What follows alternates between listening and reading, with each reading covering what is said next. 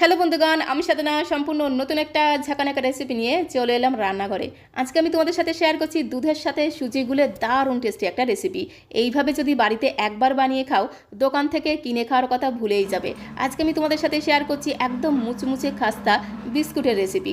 এইভাবে বাড়িতে বিস্কুট বানালে দোকান থেকে বিস্কুট কিনে খাওয়ার কথা ভুলেই যাবে। খেতে এতটাই টেস্টি হয়, আর বানানো তো ভীষণ সহজ, তাও আবার রান্নাঘরে থাকা মাত্র কয়েকটা উপকরণ দিয়ে।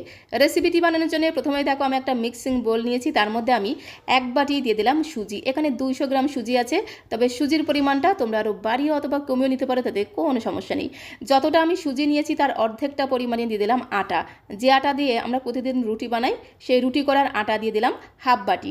অবশ্যই কিন্তু রুটি করার আটা দিয়ে রেসিপিটা বানাতে হবে, তবেই কিন্তু বিস্কুটগুলো খেতে দারুণ টেস্টি হবে। তোমরা চাইলে কিন্তু ময়দা দিয়েও বানাতে পারো, তবে ময়দার থেকে যদি আটা দিয়ে বিস্কুটগুলো বানানো হয়, এই বিস্কুটগুলো খেতে কিন্তু দারুণ টেস্টি হবে। প্রায় 2 মিনিট সময় ধরে আটা সুজিটাকে খুব ভালো করে ময়াম দেওয়ার মতো মিশিয়ে নিতে হবে। আস্তে আস্তে এইভাবে মেশাতে মেশাতে দেখবে খুব সুন্দর একটা কিন্তু টেক্সচার তৈরি হয়ে যাবে। দেখো কত সুন্দরভাবে মিশে গেছে।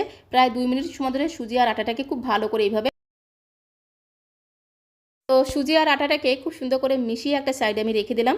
আর এখানে দেখো আমি নিয়েছি একটা হামানদিস্তা। হামানদিস্তার মধ্যে জাস্ট 1 মুঠোর মতো কাঁচা চীনাবাদামকে দিয়ে একটু আধ ভাঙা করে ভেঙে নেব। আমি তো হামানদিস্তার মধ্যে দিয়ে ভেঙে নিচ্ছি, তোমরা চাইলে কিন্তু শিলনোড়া দিয়েও আধ ভাঙা করে ভেঙে নিতে পারো, তাতে কোনো সমস্যা নেই। অবশ্যই কিন্তু বাদামগুলোকে এরকমভাবে আধ ভাঙা করে ভাঙতে হবে, গুঁড়ো করলে কিন্তু চলবে না, এইভাবে আধ ভাঙা করে ভেঙে নিতে হবে। আর অবশ্যই কিন্তু কাঁচা বাদাম নিতে হবে, তবেই কিন্তু এই বিস্কুটগুলো খেতে দারুণ টেস্টি হবে। তো খুব সুন্দর করে একদম ঝাঁকানাকা করে দেখো কাঁচা বাদামগুলোকে আধ ভাঙা করে ভেঙে একটা সাইডে আমি রেখে দিলাম। তো তারপরে আমি সুজি আর আটাটাকে খুব সুন্দর করে ময়াম দেবো। তো বন্ধুগণ, এখন এই সুজি আর আটা খুব সুন্দর করে ময়াম দেবো। তার জন্য সবার প্রথমে এর মধ্যে আমি 3 থেকে 4 চামচ ভর্তি করে দিয়ে দিলাম গলানো ঘি। অবশ্যই কিন্তু একটু ঘি দিয়ে ময়ামটা দিতে হবে, তাহলে এই বিস্কুটগুলো খেতে দারুণ টেস্টি হবে, সাথে সাথে ঘ্রাণটাও কিন্তু দুর্দান্ত হবে। তার সাথে সাথে ঘি দেওয়ার কারণে বিস্কুটগুলো একদম মুচমুচে খাস্তা তৈরি হবে, যাকে বলে অপূর্ব টেস্টি খেতে হবে। তো প্রথমে 3 থেকে 4 চামচ মতো ঘি দিয়ে খুব ভালো করে মিশিয়ে নিলাম।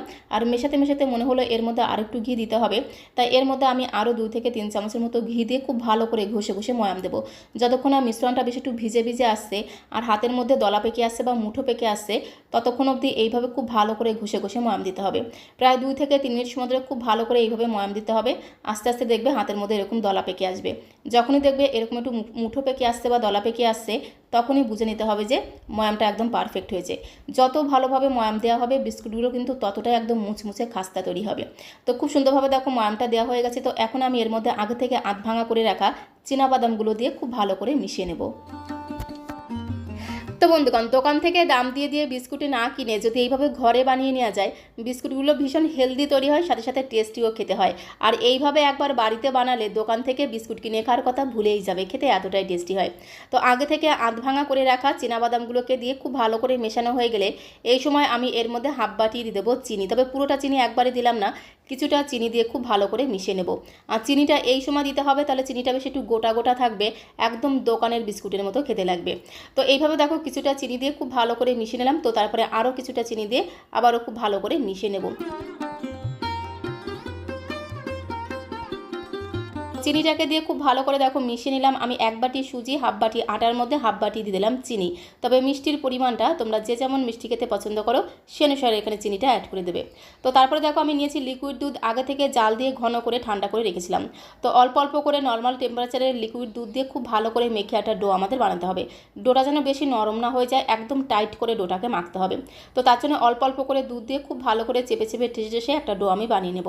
আর কাঁচা দুধ কিন্তু একদমই দেবে না, দুধটাকে আগে থেকে জাল দিয়ে একটু ঘন করে তারপরে দুধটাকে একটু ঠান্ডা করে সেই নর্মাল টেম্পারেচারের দুধ দিয়ে খুব ভালো করে মেখে নিতে হবে।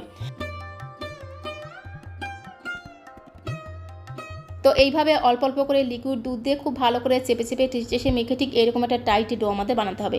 ডোটা যেন বেশি নরম না হয়ে যায়। ডোটা যত বেশি টাইট করে মাখবে বিস্কুটগুলো কিন্তু ততটা একদম মুচমুচে আর খাস্তা তৈরি হবে। আর অবশ্যই কিন্তু দুধ দিয়ে মাখতে হবে, তাহলে বিস্কুটগুলো খেতে আরও বেশি টেস্টি হবে। তো তারপরে ডোটাকে একটু ধামা চাপা দিয়ে 10 মিনিটের জন্য রেস্টে রেখে দিতে হবে। এতে ডোটা খুব সুন্দরভাবে সেট হয়ে যাবে, বিস্কুটগুলো বানাতে সুবিধা হবে। তো এখন আমি তোমাদের 10 মিনিট পরে ঢাকনাটা তুলে দেখাচ্ছি। 10 মিনিট পরে ঢাকনাটা তুলে ডোটাকে আরও একবার খুব ভালো করে চেপে চেপে মেখে নেব।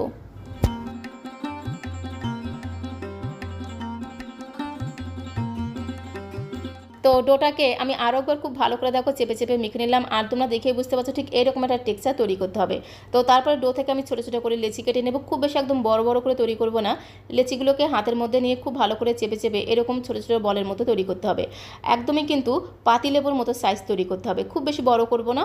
তো এরকম দেখো খুব সুন্দর করে গোল করে নিতে হবে, একদম ছোটো ছোটো বলের মতো তৈরি করে নিতে হবে।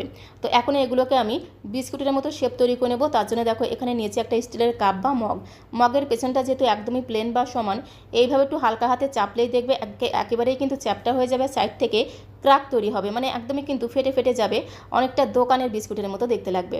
তো এইভাবে যদি সাইড থেকে ক্রাক হয়ে যায় বা ফেটে ফেটে যায়, তবেই তো বিস্কুটের আসল মজা।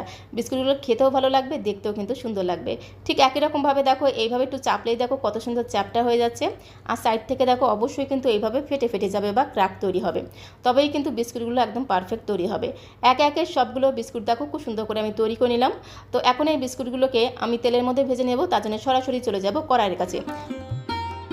এদিকে দেখো গ্যাসের ফ্লেমটা অন করে দেওয়া আগে থেকে একটা কড়াইতে বেশ কিছুটা সাদা তেল আমি গরম হতে বসিয়ে দিয়েছিলাম। তেলটা যখন একটু একটু গরম হবে, খুব বেশি কিন্তু তেলটাকে গরম করা যাবে না, তেলটা যখন একটু একটু গরম হয়ে যাবে একে একে বেশ কয়েকটা বিস্কুট আমি গরম তেলের মধ্যে দিয়ে দেবো। আর এই সময় কিন্তু গ্যাসের ফ্লেমটা একদমই বাড়ানো যাবে না, গ্যাসের ফ্লেমটা মিডিয়াম টু লোতে রেখে একটু ধীরে ধীরে সময় নিয়ে বিস্কুটগুলোকে ভাজতে হবে। তাহলে বিস্কুটের ভেতর অবধি খুব সুন্দরভাবে ভাজা হয়ে যাবে, বিস্কুটগুলো একদম মুচমুচে খাস্তা তৈরি হবে, একদম দোকানের বিস্কুটের মতো খেতে লাগবে। আর গ্যাসের ফ্লেমটা যদি বাড়ানো থাকে তাহলে বিস্কুটের উপরটা খুব তাড়াতাড়ি কালার ধরে যাবে, ভেতরে কিন্তু কাঁচা থেকে যাবে। তো তার জন্য গ্যাসের ফ্লেমটা মিডিয়াম টু লোতে রেখে একটু ধীরে ধীরে সময় নিয়ে প্রায় 7 থেকে 8 মিনিট সময় ধরে এপিট ওপিট উল্টে পাল্টে বিস্কুটগুলোকে একটু লাল লাল করে ভেজে নেব। তাহলে বিস্কুটগুলো একদম মুচমুচে খাস্তা তৈরি হবে, খেতেও কিন্তু দারুণ লাগবে। তো এইরকম সব ঘরোয়া আর সহজ সুন্দর রেসিপি পেতে সাধনা বিশ্বাস চ্যানেলটিকে অবশ্যই সাবস্ক্রাইব করে দেওয়ার অনুরোধ রইল। তাহলে যখন এরকম সুন্দর সুন্দর নতুন নতুন রেসিপি আপলোড করব, সঙ্গে সঙ্গে নোটিফিকেশন আগে তোমার কাছে পৌঁছে যাবে। তো এপিট ওপিট উল্টে পাল্টে বেশ কিছু সময় ধরে দেখো বিস্কুটগুলোকে লাল লাল করে ভেজে নিলাম। এখন একটা পাত্রের মধ্যে আমি তুলে নেব। তো বন্ধুগণ, এইভাবে বিস্কুট বানিয়ে বহুদিন পর্যন্ত রেখে খাওয়া যায়, বিস্কুটগুলো একদম মুচমুচে খাসতে থাকে, খেতেও কিন্তু দারুণ লাগে। আর এইভাবে একবার বাড়িতে বিস্কুট বানিয়ে খেলে দোকান বা বাজার থেকে বিস্কুট কিনে খাওয়ার কথা ভুলেই যাবে, খেতে এতটাই টেস্টি হয়। ঠিক একই রকমভাবে সেকেন্ড ব্যাচের বিস্কুটগুলো ভেজে নিলাম। আর অবশ্যই কিন্তু গ্যাসের ফ্লেমটা মিডিয়াম টু লোতে রেখে ধীরে ধীরে সমানে বিস্কুটগুলোকে ভাজতে হবে। তাহলে বিস্কুটের ভেতর অবধি খুব সুন্দরভাবে ভাজা হয়ে যাবে, যার কারণে বিস্কুটগুলো একদম মুচমুচে খাসতে তৈরি হবে, খেতেও কিন্তু দারুণ লাগবে। মোটামুটি 7 থেকে 8 মিনিট সময় ধরে এপিট ওপিট উল্টে পাল্টে বিস্কুটগুলোকে ভেজে নিতে হবে। একে একে সবগুলো বিস্কুট ভেজে একটা বাটির মধ্যে আমি তুলে নিলাম। দু একটা বিস্কুট আমি তোমাদের একটু ভেঙে দেখিয়ে দেবো, তাহলে তোমরা বুঝতে পারবে বিস্কুটগুলো কতটা মুচমুচে আর খাস্তা তৈরি হয়। তার আগে তোমাদের কাছে রিকোয়েস্ট করবো, আজকের এই আটা সুজি দিয়ে বিস্কুটের রেসিপিটা তোমাদের কাছে কেমন লাগলো অবশ্যই কমেন্ট বক্সে লিখে জানিও। ভালো লাগলে একটা লাইক আর শেয়ার করে দেওয়ার অনুরোধ রইল। আর নতুন বন্ধু হয়ে থাকলে চ্যানেলটিকে সাবস্ক্রাইব করে দিয়ে পাশে থাকার অনুরোধ রইল। তাহলে যখন এরকম সুন্দর সুন্দর নতুন নতুন রেসিপি আপলোড করবো, সঙ্গে সঙ্গে নোটিফিকেশন আগে তোমার কাছে পৌঁছে যাবে। বিস্কুটের ভেতর দেখো কত সুন্দর ভাজা হয়েছে, আর বিস্কুটগুলো দেখো কত সুন্দর মুচমুচে খাস্তা তৈরি হয়েছে। তো আজকের মতো এই পর্যন্ত, সবাইকে অসংখ্য অসংখ্য ধন্যবাদ।